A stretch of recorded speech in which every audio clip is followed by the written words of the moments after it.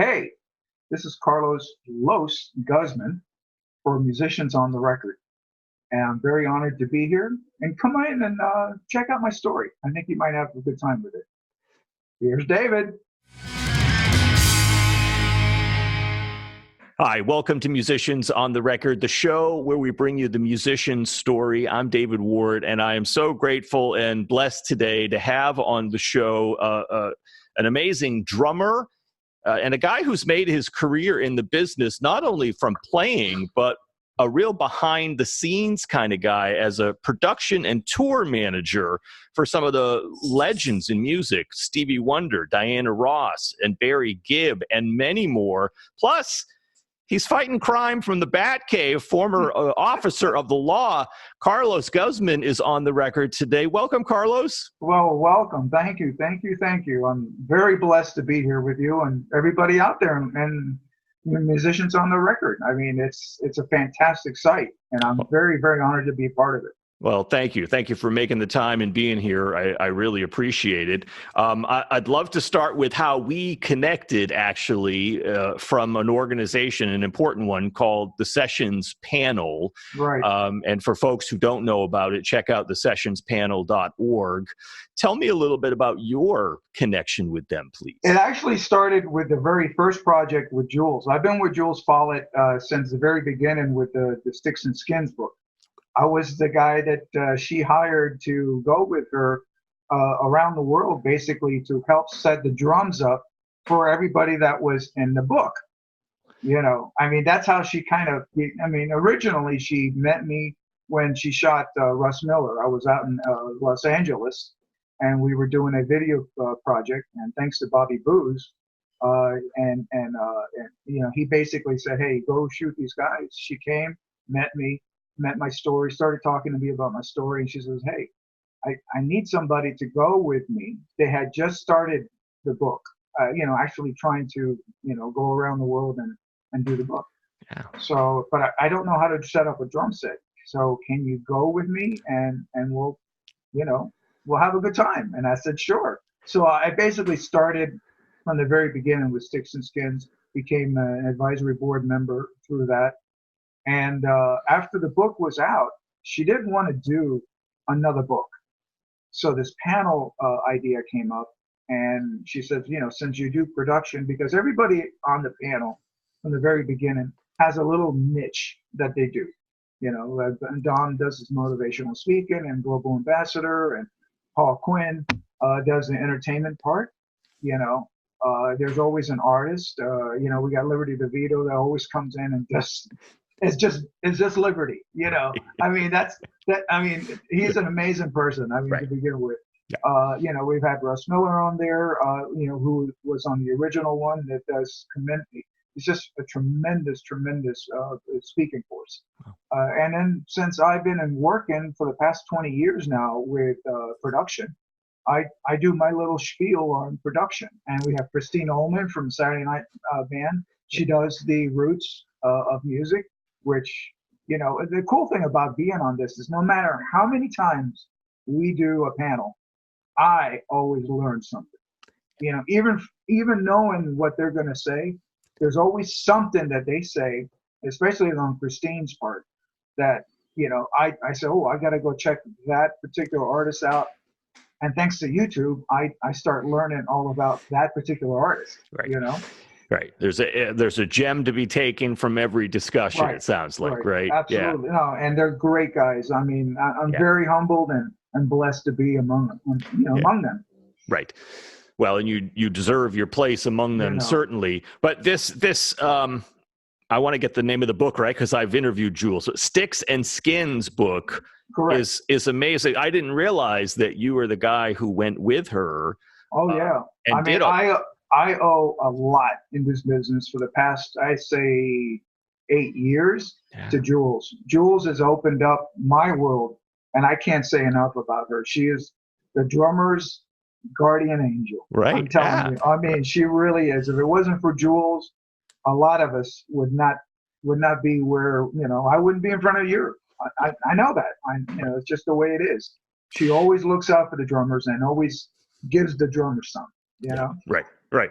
Exactly. Well, and when we interviewed, she was just telling me story after story about talking with and interviewing these legendary worldwide drummers. Can you share any sort of highlights or story? You must have met them all, right? I met quite a few because, of course, I was still working. So, I mean, when she would call me, that was the thing. But they all were like amazing. There really wasn't anybody per se that, I, I, I mean, especially with Paul, like Paul Quinn, he got to meet, Roger, out of Memphis, and Yes. it was amazing.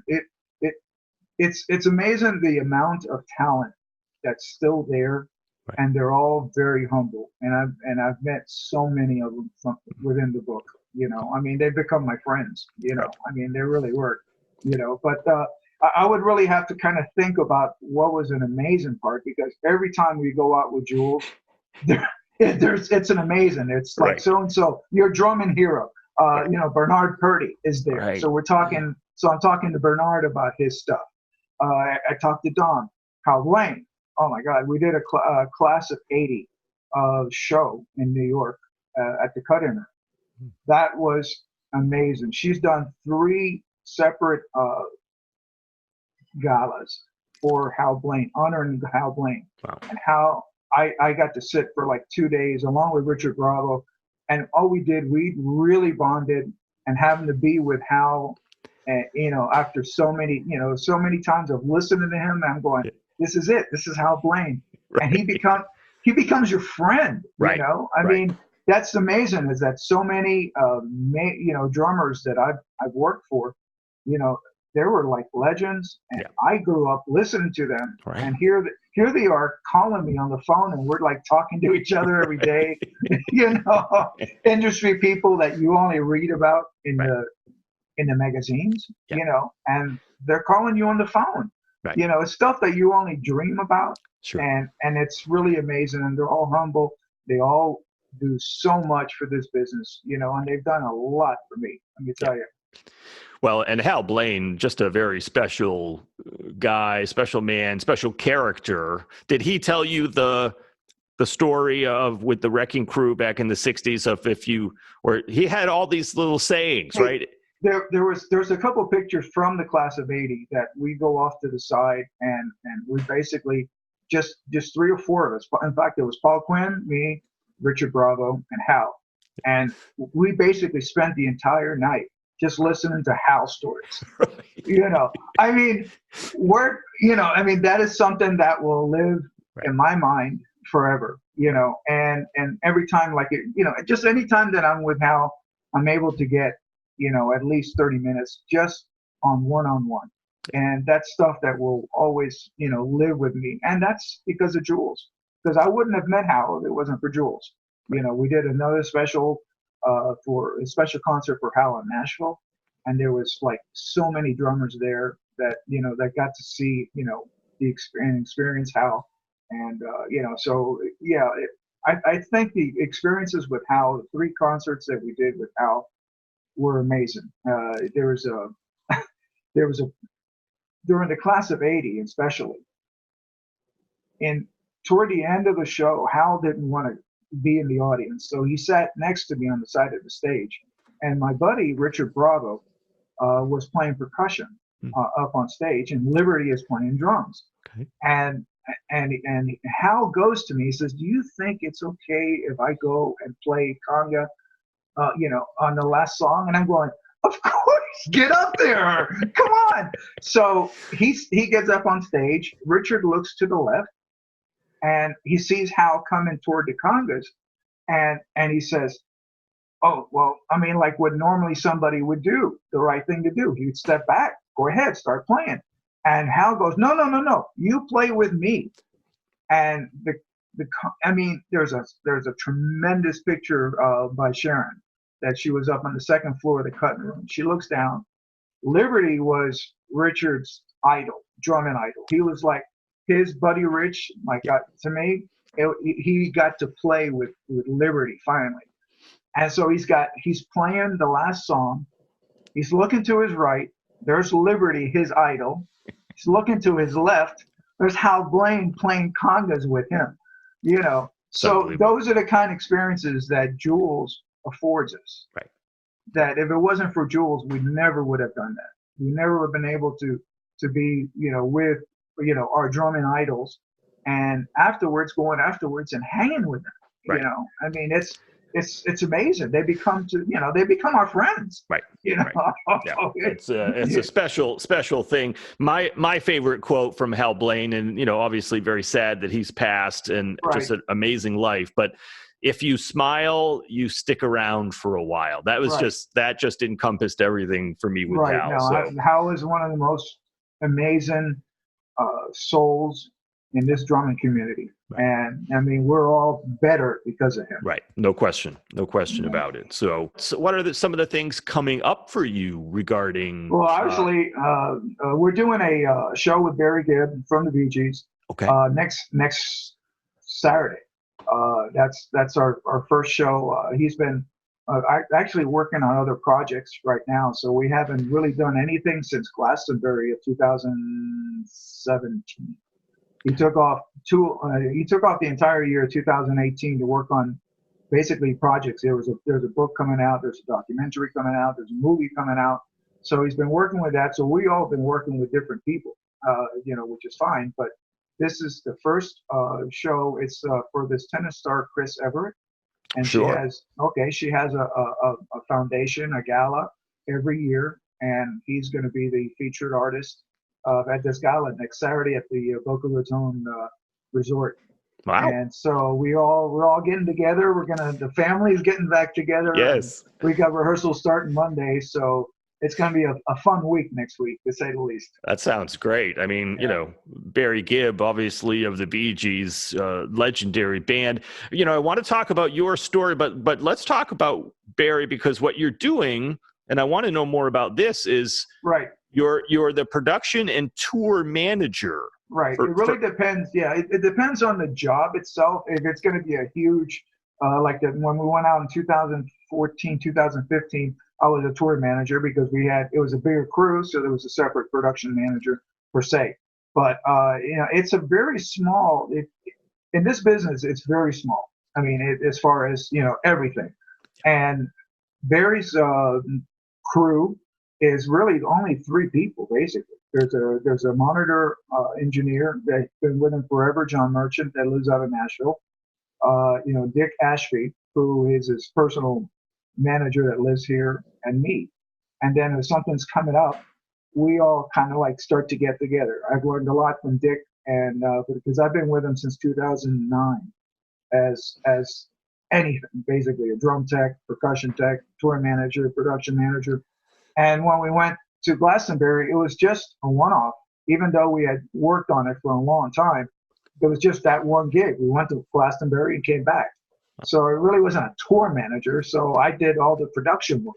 So I went out as a production manager. Same thing as the show coming up next week. I've been working on this already for, you know, 4 months, you know, just doing stuff, you know, behind the scenes that a production manager would do, not a tour manager. You know? So help me and my audience, Carlos, if you would. What does a tour manager and a production manager do? Well, in my capacity, one of the reasons that I keep working a lot is that I wear a lot of hats. Yeah.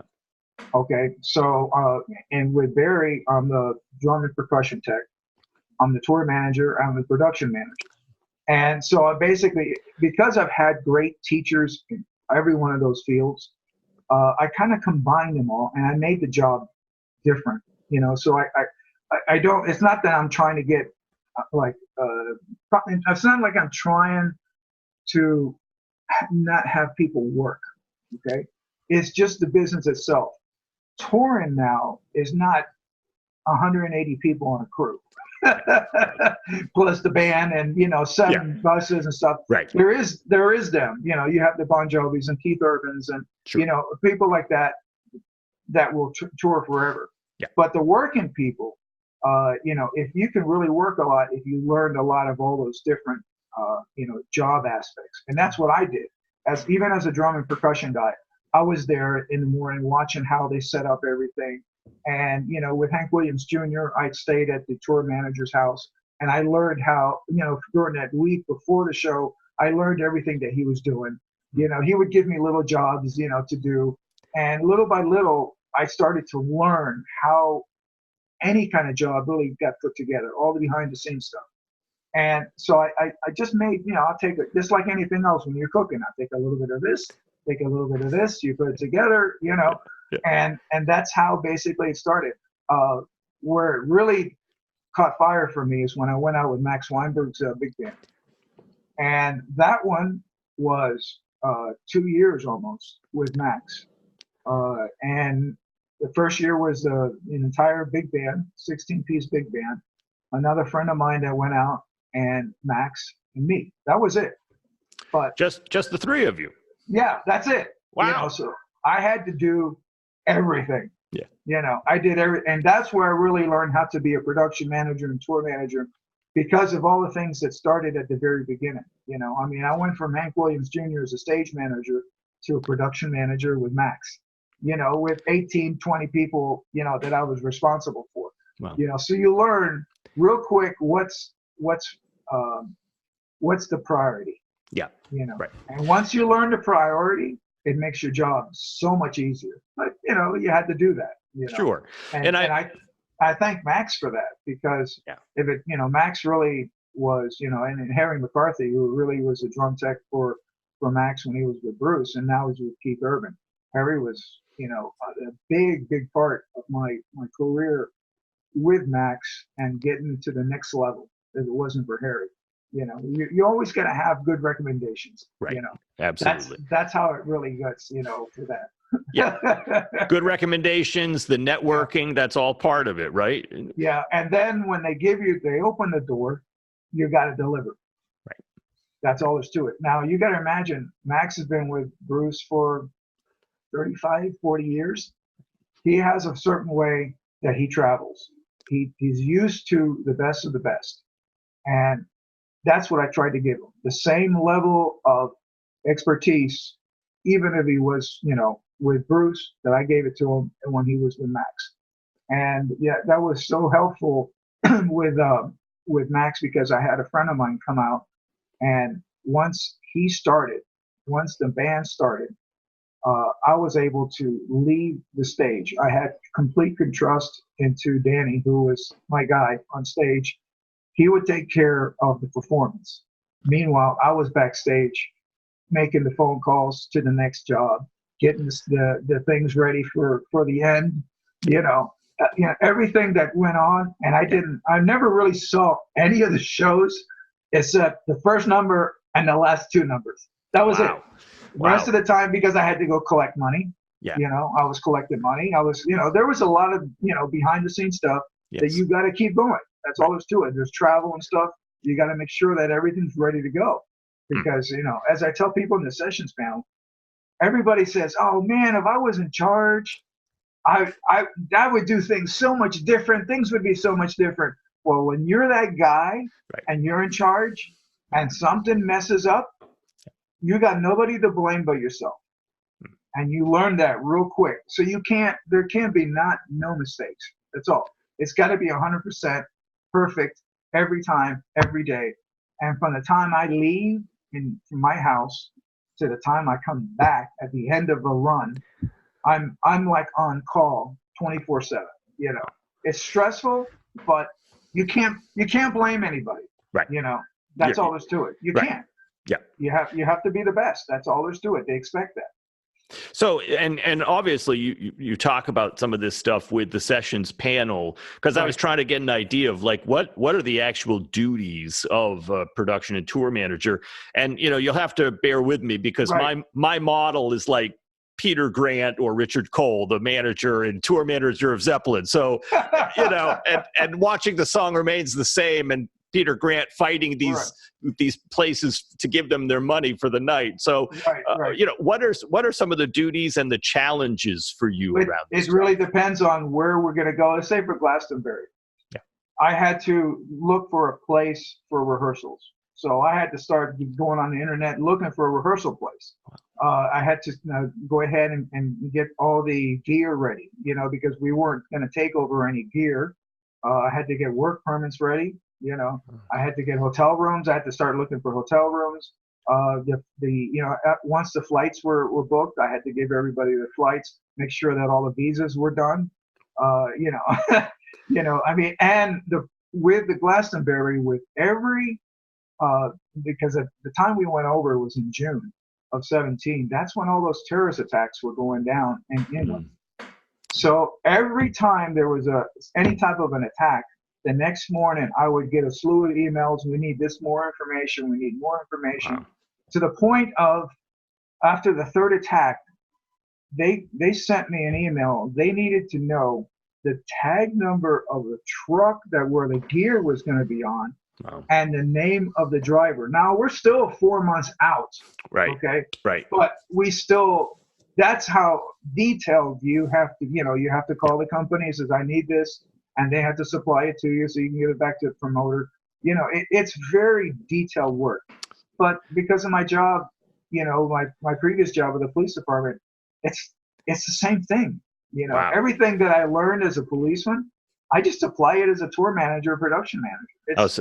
It's the same. It's the same, skill sets. That's amazing to hear. I want to hear about the parallel, because the more I'm hearing about you talking about this, right. Carlos, is I think the drums is way more simple. So, but you're talking about you're talking about an enormous job here of keeping this ship sailing. Yeah, it is, and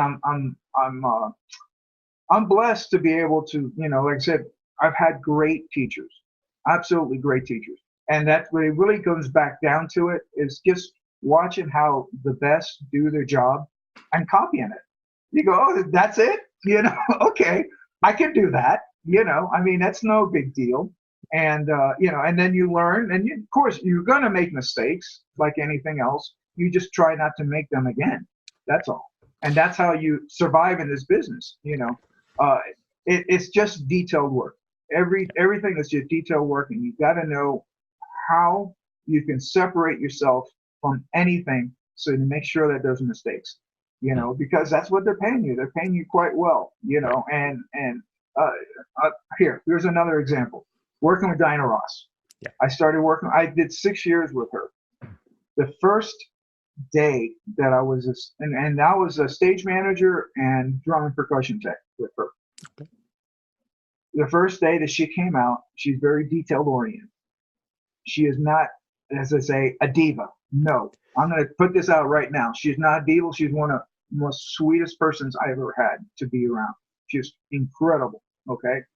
And she came up to me and says, okay, you're the stage manager. This is how I want my stage set. And she went around and she explained everything, even to the point of, like, if she had these stairs coming down, you look through the stairs, there were some wires. He says, I don't like that. I don't want to see that. Make sure that there's some, material back there so you don't see the wires. I don't want to see water bottles or stuff on stage, or pals. I want a clean look. I want okay, all right, this, okay, no problem. The next day she came on stage, for sound check, started looking around at everything that she had told me and I had done. And she didn't say nothing. The third day she came out, saw me saying again, everything was exactly what she had said. That's the best part about it. They tell you what they want.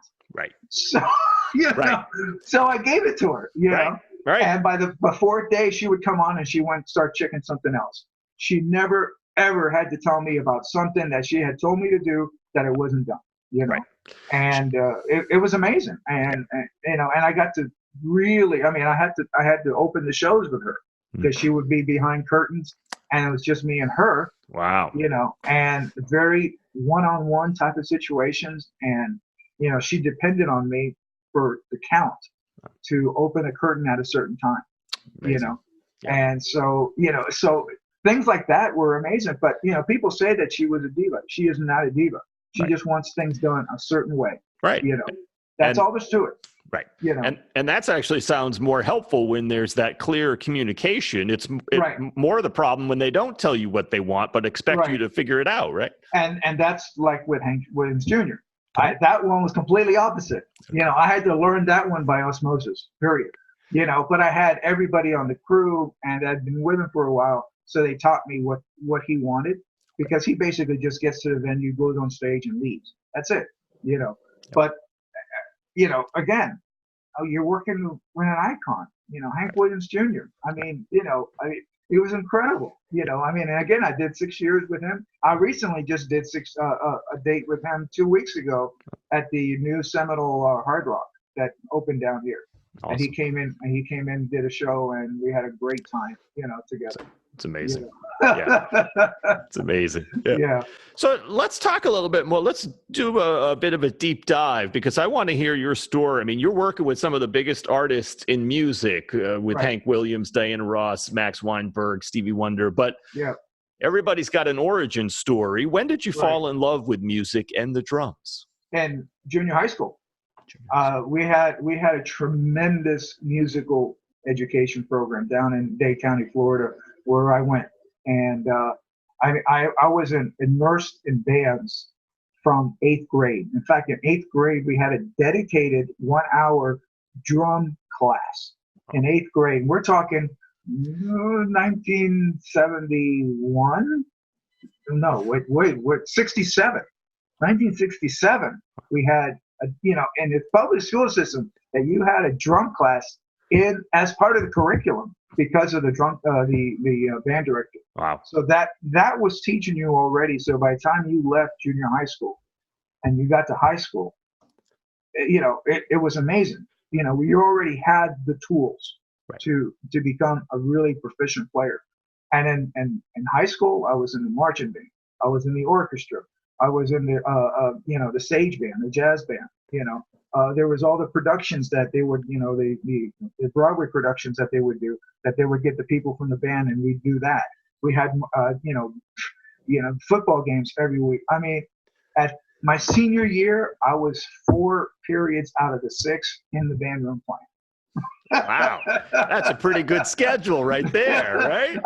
Because you could. All I had to do was get the 2 requirements, and the rest of the time they had all these classes available as electives, Wow. So, I was playing, and then I would go home, practice, and then come back for the marching, band drills at nighttime.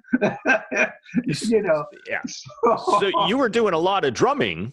Absolutely. Yeah. Were you playing any other instruments, or was it drums was the love? Just snare drums on the marching thing, and then drum sets on the jazz band. And that was it. That was, I wasn't, of course, with the orchestra, I was playing like timpani and stuff like that. Not into the bells, or the xylophones and bells and stuff like that.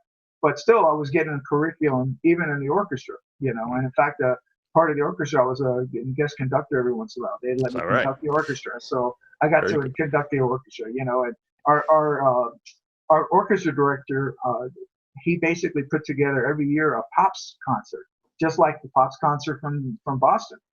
He would do one in Hialeah, Florida, and then we would have the orchestra. They would have, I did a drum battle with this rock guy that wasn't in the orchestra.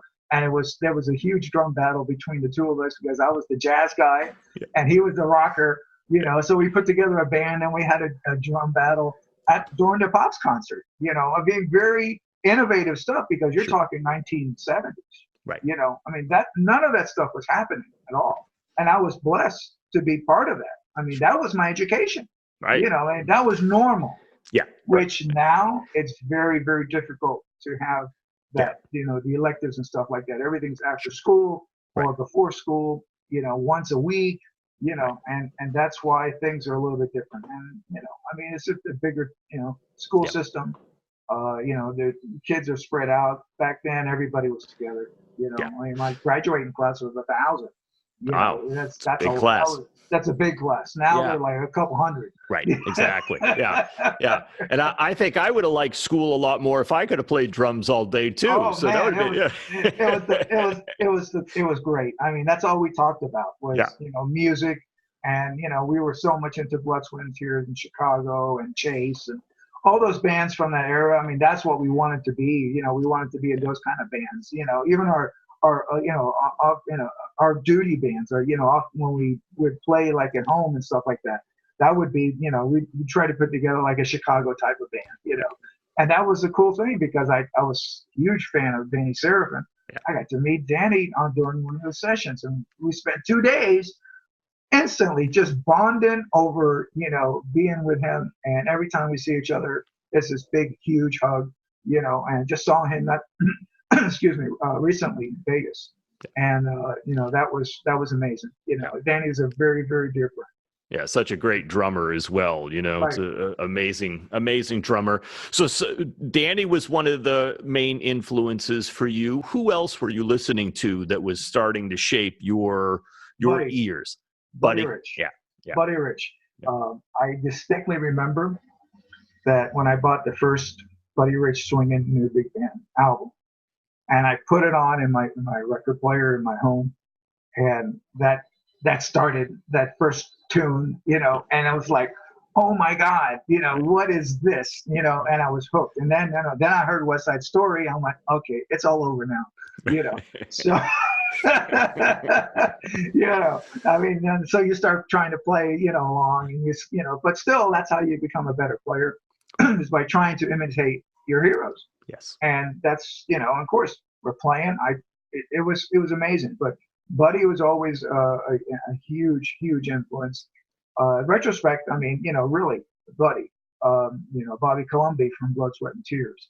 And anybody basically from that era of horn bands, anybody that we saw, that was the amazing part. It was incredible. Buddy, Louis Bellson, anybody that had a big band, we went and saw, and especially that was the only sad part, was that down here we really didn't get a lot of those kind of artists, because it would take such a long time for them to get down South Florida, right. Sure. So, and we were in high school, so, I remember going to see Buddy at this club, and we couldn't see him both nights, but we went outside and we were by the backstage door listening. That's great. I love it. So, and we hear him and go, we're going to see him tomorrow. Can't wait. Right. This is going to be great. But you can hear Buddy, and you can hear Lynn Viviano doing, his lead trumpets and stuff, and all this through the ear, everything's audible now. That's one thing we learned so much just by listening back then, which now, unless there's a video, a lot of people don't even tune into that, Right. So that skill set has definitely gone away, because of video. Yes, no question. And, so it sounds like this dream was developing to sort of be in this sort of maybe jazz rock fusion band like Chicago. The dream really was to become a member, like a drummer for like Tom Jones or Jack Jones, or, and, like in a that was basically a tribute, because back then all these artists were traveling with a 5 or 6 piece rhythm section. Then they would have the big bands, and the strings and stuff. So I really wanted to become one of those guys, because when I would go see them, down here during their shows, I said, man, I want to be that guy. I want to be like the drummer, because Tom Jones had a killing band, still does, always has, Amazing. And what a powerhouse, and Engelbert, and right. Everybody from those stars. So I had a fantastic teacher by that time, Frank Garisto. Frank Garisto was the original Tonight Show drummer with Jack Parr. Before Johnny Carson. So way back in the day then. Way back in the day. He started the original Tonight Show, and and basically he was teaching at this college, this community college, and he heard my dreams, and he said, well, at that time there was only 3 places that you could go. You can go to New York, you can go to Vegas, or you go to California. Yeah. That's really, Nashville was not anywhere near what it is back then, because we're talking 77, it really wasn't. So if you really wanted to be with these people, that's what you had to do. So I saved up some money and I put everything in a van, and but my drums, my clothes, my record collection, a MasterCard, and $800. Wow. And I took off for Vegas because I figured Vegas was going to be small enough that I could meet people, and all the acts were there. I'll be able to get on, with somebody, or at least audition for them. Yeah. And after 3 days, I landed in Vegas. Wow. So you just went for it, packed it. Yeah, I just went for it. And again, my story you could not do now. I mean, because of security and stuff like that. And I'll tell you what, I got to Vegas, and on the way out there, I'm going, how am I going to meet the drummers and the musical directors? Because I'm not worried about the artists. I need to meet the drummers and the musical directors. Those are the ones that are going to give you the gigs. Well, I got to Vegas, and right across from where the Bellagio is now, it used to be called the Dunes. Right across from that was this little efficiency apartments. You can rent by the week and stuff. And that's where I stopped. That same night, I got into a tux, and I got my little stick bag, and I said, well, let me see, where am I going to go? And I said, okay, well, let me go to the Hilton, because I had to find a way to get backstage. I couldn't pay for the show, and I wouldn't be able to meet anybody, so I had to get backstage. So as I said, well, let me try this, and the youth will help you do anything. Okay, because now there's no way that anybody would do this. Right. But anyway, I parked my van, and I ran up to the back door, and there was a security guard there. And I said, hey, they just called me. I'm subbing today at the percussion. I've never been to this place before. How do I get backstage? Wow. And the guy goes, oh, yeah, down the hall to the left. That is great. No, asking for anything. Driver's license. No, they couldn't care less. Just go ahead, kid. Get out of my life. It's amazing. So I got there, and it was Ike and Tina Turner at that time. Wow. We were on stage. Wow. And I walked around the back, and again, life has been really, really amazing for me. I went around the back. My first night in Vegas now. Went around the back. I happened to, it was a huge orchestra, and I'm there standing with my stick bag looking at the percussionist, and he happens to turn around. His name was Leo Camera. I'll never forget it. And he looks at me, and he does this. And I go, yeah. And he said, come on up. So I went up the backstage, and he gave me a tambourine. And he said, here, just play tambourine. So I start playing the first night. That's unbelievable. I got there, and I said, okay, well, I told Leo about, afterwards we were hanging, and we started to talk. And he says, okay, well, you better go, check things out, And so basically I used that ruse to learn how to get backstage in every casino and hotel on the Strip. Oh, my God. Wow.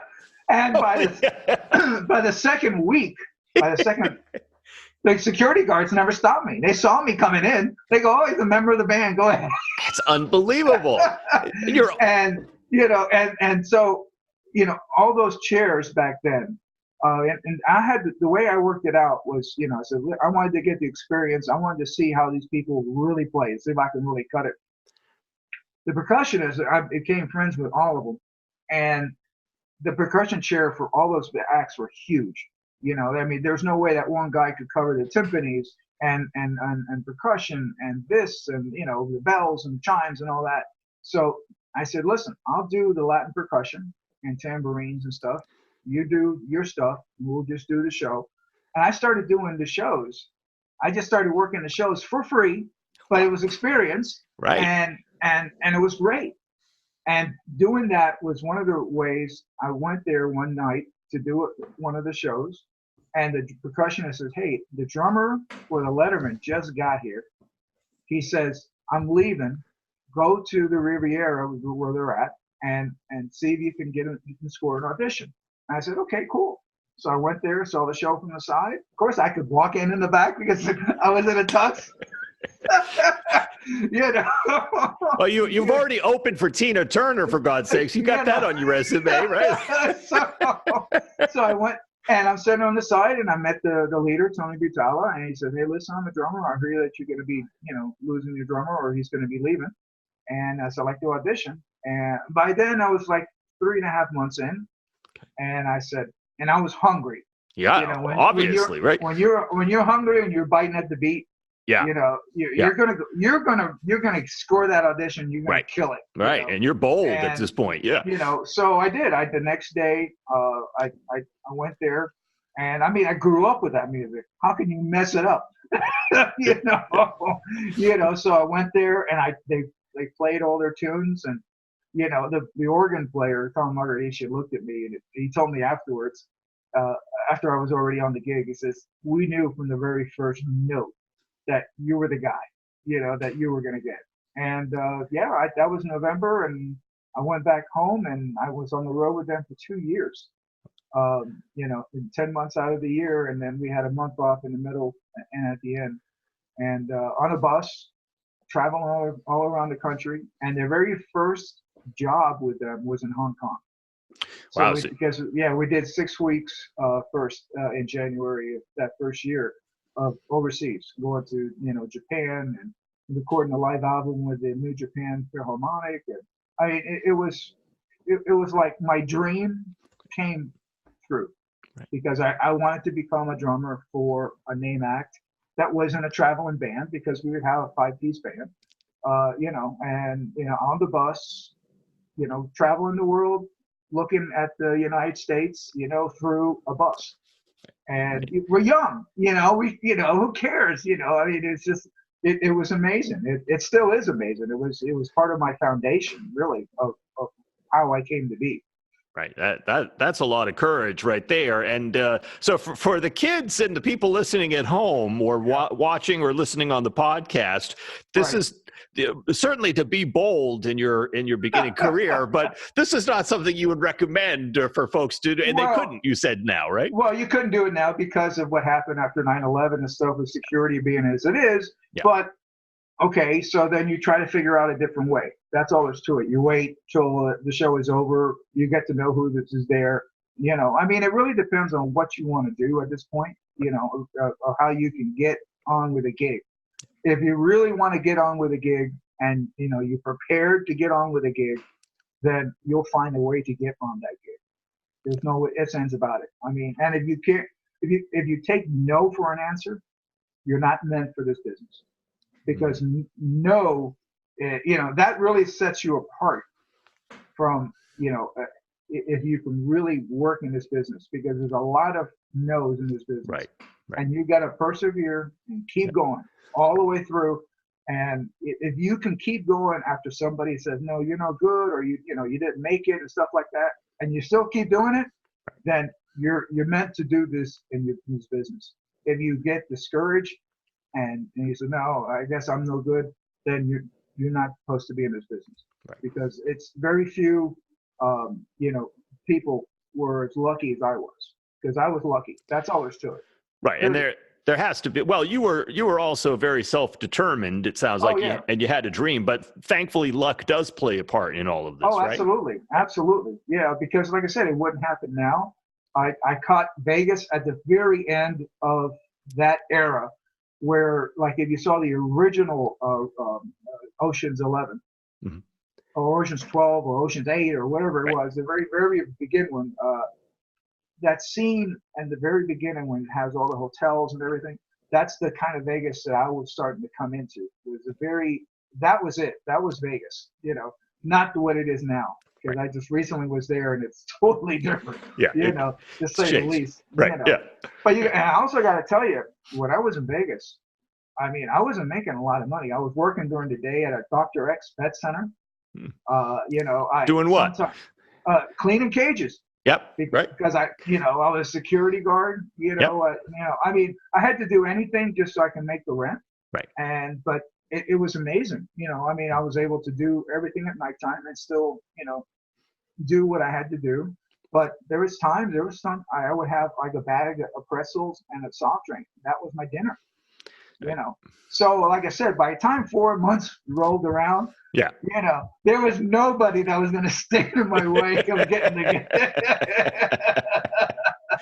You were ready. I needed dinner. I needed a steak. That's unbelievable. I love it. Let me ask you this, as far as, I mean, you were very bold going for this dream, and I love it. let me back up a second. And Yeah. I mean, you grew up in Florida, and what's the conversation like with mom and dad where you said, hey guys, I'm loading up the van or the truck. I'm moving to Vegas and going Right. for all that, not knowing a soul. I'm sure that they were, I mean, look, my dad took me everywhere, gave me private lessons, they knew that's what I wanted to be. And they said, well, just try it. I mean, what's the worst that can happen? At this point, they said, just be careful, I mean, that's all you could do. I mean, they called me, when I first showed up there in Vegas, I called them and said, hey, I made it and stuff like that. And I'm doing this. And said, okay, watch your money. And, like a typical Latin parent, but they were extremely proud, and I owe everything to them. I mean, I knew what my dad made and my mom made. We were working class people, and I always had private lessons. I always had a great drum set. I mean, it was, I couldn't have done a lot of my stuff if it wasn't for my parents too.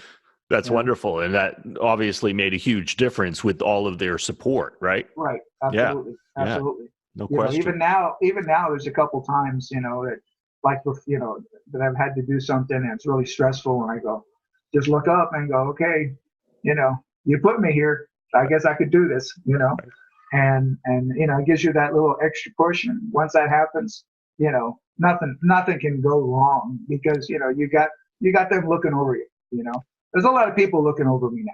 I mean, I've been, because of Jules and Harry and Jerry Brown was instrumental in doing the gig with Stevie Wonder.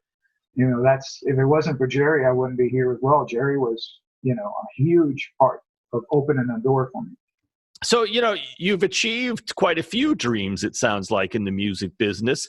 Some of that started to shift and change. And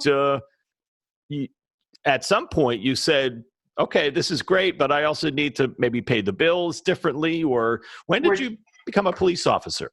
Right during my Letterman years, like in '79. Anytime, the Letterman, they would pay you, year round. We were on salary, which was, nobody does that no more. But if they decided to take time off, then your money stopped. And I don't, I'm saying, boy, am I going to be like, 65, 70 years old, still looking for a gig? Yeah. My best buddy, that we have grown up together, was a policeman. And during the tours breaks, that since we had, a month off, during those little 5 months off, I would go on writing assignments, citizen observer programs with him. And I started looking at this and I'm going, well, this is kind of a cool job. I said, I could, leave this, become a policeman for, 20 years. And if I still am alive, I'm gonna come out with pension and health insurance and everything, and I can still play on the weekends. And that's what I did. I gave notice to the Letterman. I took the test for Miami-Dade County and the city of Hialeah during the time, during those months, because everybody was starting to look for policemen back then. That was right before the Mario boat lift. That crime was starting to get out of control, and citizens were going, we need more police. We need more police. So again, just like it was easy for me to get backstage, it was easy for me to, do the test and get on as a policeman. And, I didn't play for 2 years after I got hired, because of this, every 3 months you had to change, shifts and stuff like that. Yeah. But after that, I started playing on the weekends. So instead of doing extra duty, I was, doing, club dates. I was, wedding, bar mitzvahs, conventions, that kind of stuff. I mean, and it was amazing. I could work for 4 hours, 4 or 5 hours, and make just as much as if I did an 8-hour shift extra duty. And I was out of the uniform. I was around different people. I was still, practicing my craft, sure. And being around musicians. And it was a great time at that time. That doesn't exist anymore down here. I mean, there's not that many corporate gigs or corporate offices. I mean, I was in the second band of an office. I mean, and that ought to tell you there was just that much work. Right. You know, all these offices had multiple bands, and you know that were working sometimes 5-6 days a week. Wow. You know, I mean, sometimes I would leave on a Saturday at 11 o'clock. I wouldn't get home till 1 o'clock in the afternoon. In the morning, because I had to do 2 jobs. You pack up, go to a different place. You know, that I can't even hear anybody saying that they did a double. You know, recently, because it's just once the sequence came in, once DJ started to come in, the music system again changed. Right. Just like it's the music business. That's all there is to it. That's and you know, thankfully, since I'm doing what I'm doing, it doesn't affect me at that point. You know, I went to a different level. You know? Right? Yeah, you did. There's no question. And it sounds like the police officer, that gig worked out as well. But I mean, obviously, you must have been good at that because you did it for how long? I did it 23 years. 23 years. Yeah, 23 years. And again, it taught me everything, all the skill set as a production manager, how to fill out reports, how to deal with people, scheduling, you know, you name it. Anything that a tour manager or a production manager has to do, I learned it from them, especially people skills, you know, because you have to deal with people all the time, you know, musicians and artists. Promoters, agents, you know, I mean, you know, you really have to learn how to talk to these people because, you know, you're the first line. After, you know, they don't talk to the band, they talk to me, and then they'll talk to, you know, the manager, and then they'll go to the artist. But, you know, you have to kind of learn, you know, to be the right guy, you know, and then they're also the ones that will recommend you for other jobs. You know, these agents and stuff. They go, hey, we've been around him. He's okay. Yeah. That's, you know, something comes up, you know, you ought to call him, you know, and they're the ones that have the gigs, you know, they're the agents, you know, and the managers, you know, of everybody.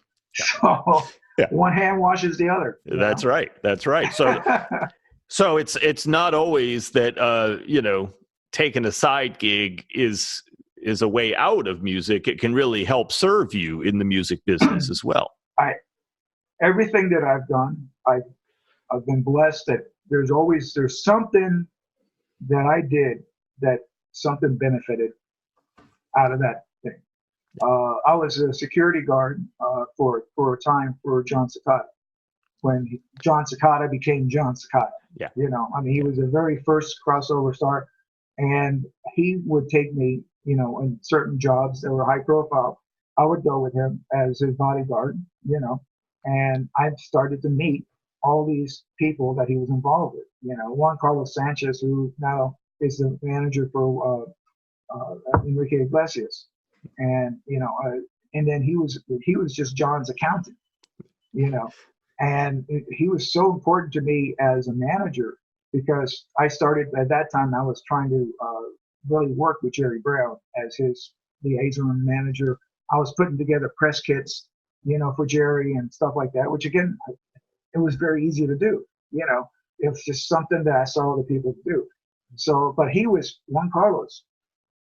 That man, he was incredible. I would go and I would call him up and I say, hey, I got this. I want to show you this press kit that I'm putting together for Jerry Brown. And he said, sure, come on over. He come over and he put his little half glasses on and he take out the red pen just like a teacher would. And he opened it up and he starts, you know, doing the red things on it. Wow. And, you know, and I said, this has to change. The font's too little, this. But he did it for free. Wow. He didn't charge me a dime. And he said, and after it was all done, he says, okay, this is good. Let me show you how we do it with Enrique, you know. And then he took me to a separate room where there's this huge table with all these press kits, and the guys are just doing, and I go, that's it?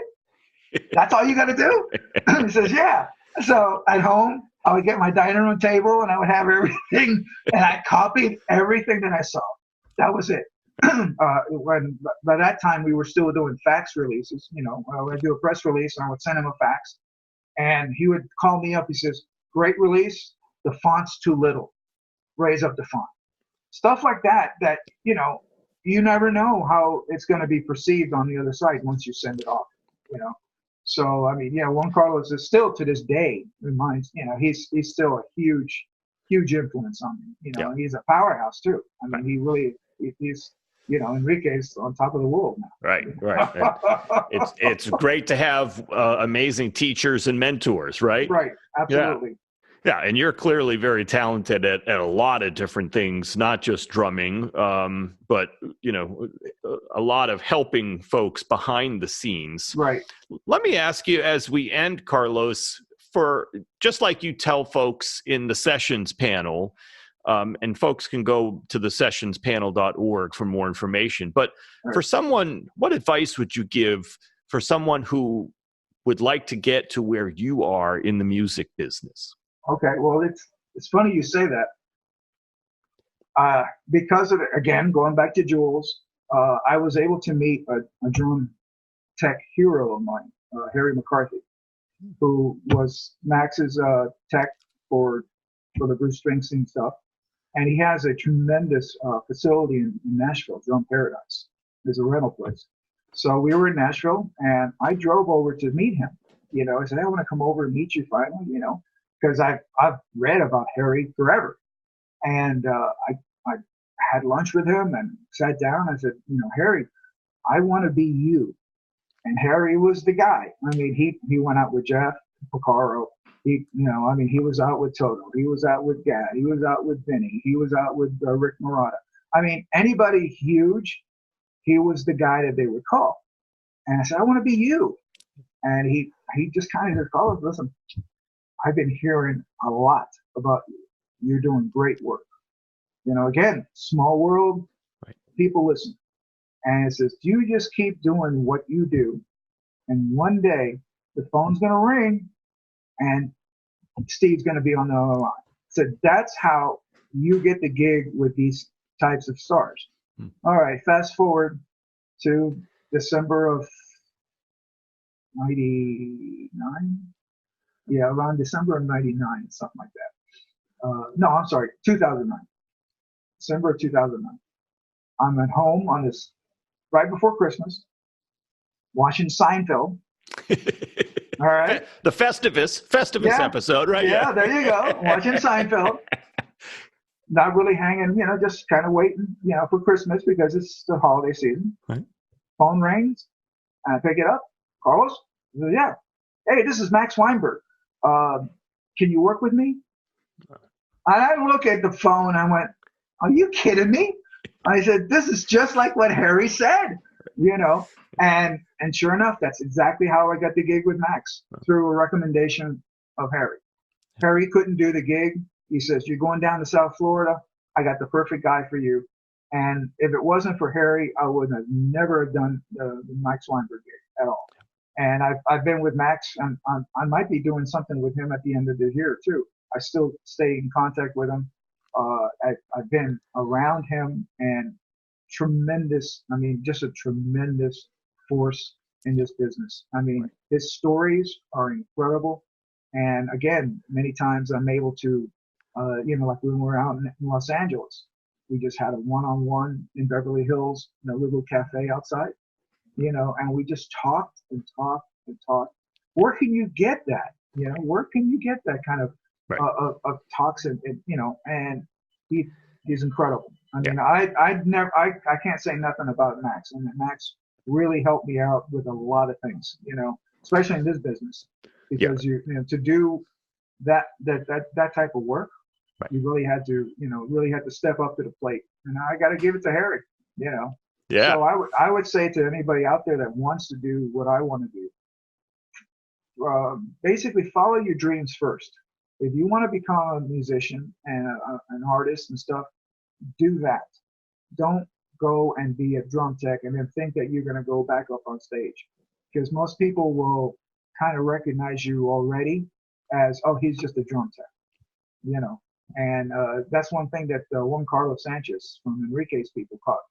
He advised me, great advice. He says, I don't want you as a bodyguard for Enrique, because when another position opens up on the crew, let's say like a tour manager or any type of, they're going to know you only as the bodyguard. They're not going to give you any respect. So, and I tell that to other people. I said, look, pursue your dreams. Go out. You want to be a musician? You want to work in a band and stuff? Great, do it. There's plenty of time to go on later on. There's life after that. You get too old to, you get to be in your 40s, you're not going to be doing, Nirvana. You're going to be doing something different, That's right. So if you want to become a studio musician, you can do that. That's fine. If things don't work out, okay, fine. Then do something different. This business is tremendous. You could do anything: tour management, do lighting. You can be filming. Be a video photographer. You could do whatever. You could do the bodyguard work. Which is very it's amazing. You can be a personal assistant. There's just a ton of work. It might not be completely year round. So you have to learn how to budget and stuff like that. So you have to kind of know it doesn't go forever. That's once you learn that, you learn how to, okay, I'm gonna be out for a while, but I got to save some money because they're gonna stop. With me, I'm lucky. I've got my pension, so it doesn't really matter if they stop. I don't care. I don't base my life around what I'm going to be making with Barry or anybody. I base my life around the pension, and then that way, if I can sit at home and watch Seinfeld, and not worried about the phone, being disconnected, or trying to play a bad gig because you have to do that, And it's this music business is incredible.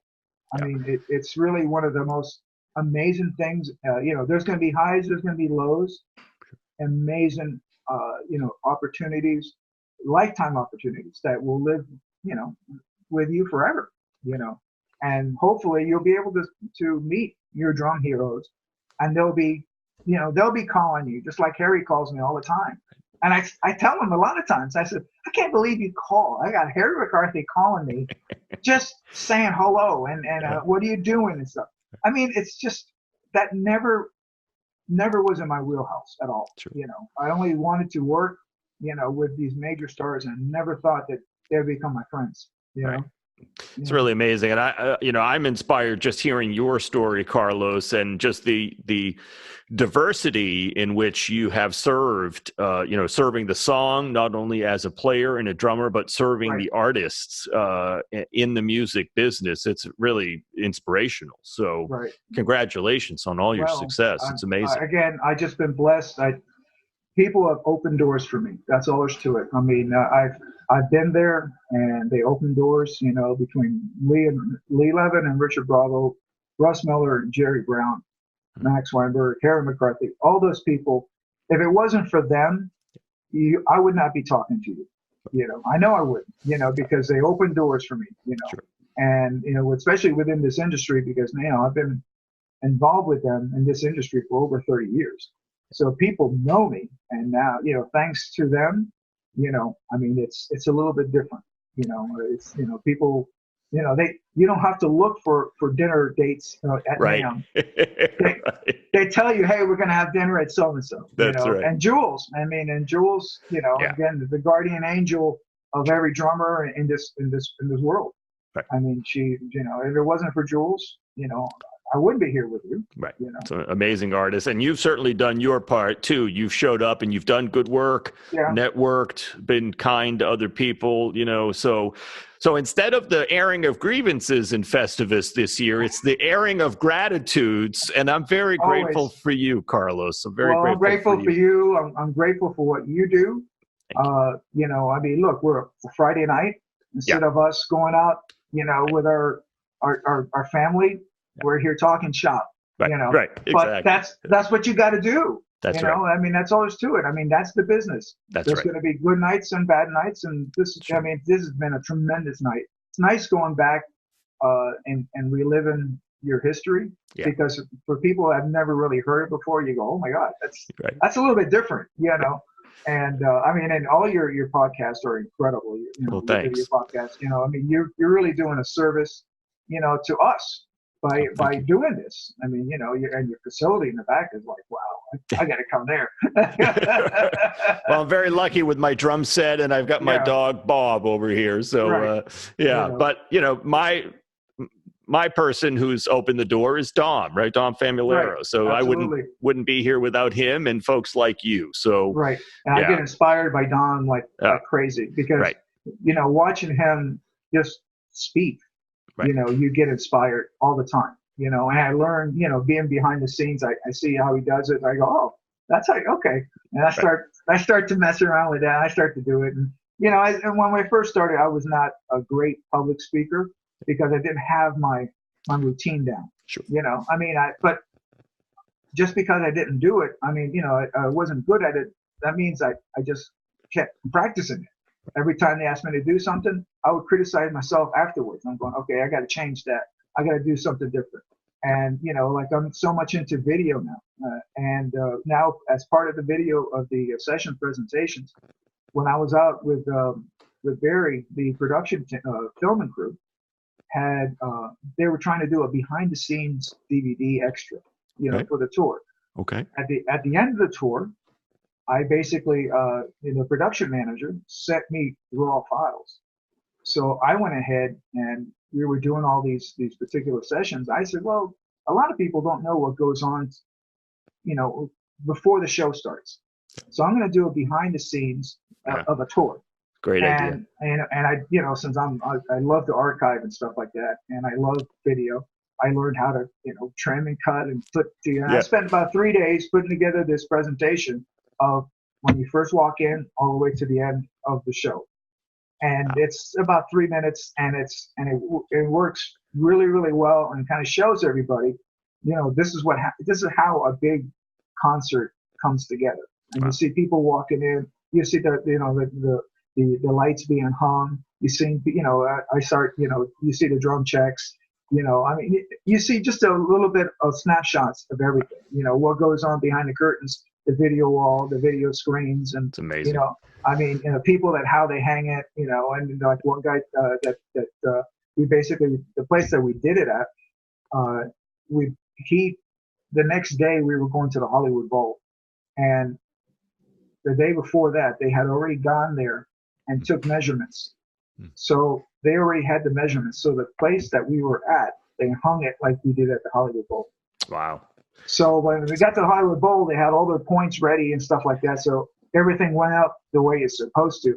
But they had to take the day off, go to the Hollywood Bowl and make measurements and stuff like that. But when it came time for them to do their job, it was right. Because they had the Hollywood Bowl because of the show and everything. Yeah. It's a little bit different than just a regular box of a place. Right. But and it was amazing too that particular place with that Concord that we were at, that all this footage is coming from Concord, California. It's incredible. And where can people see this, Carlos, as well as? Okay, that you can't see unless you go to the presentation. Okay, got it. Okay, yeah. I see. I'll send that to you so you can see it. Okay. But that's just got it. That's one of the things. So I talk about basically production. I talk about the tip sheet. Okay. And where they can get it, they can download it. And then I said, then I explain the video and I play the video, and that's how my presentation ends, is with them. So it works out really well. And it was really cool to see it. Like we're in England, we were in Manchester, and we were at this really high def school. It was incredible. And the entire back wall was a video screen.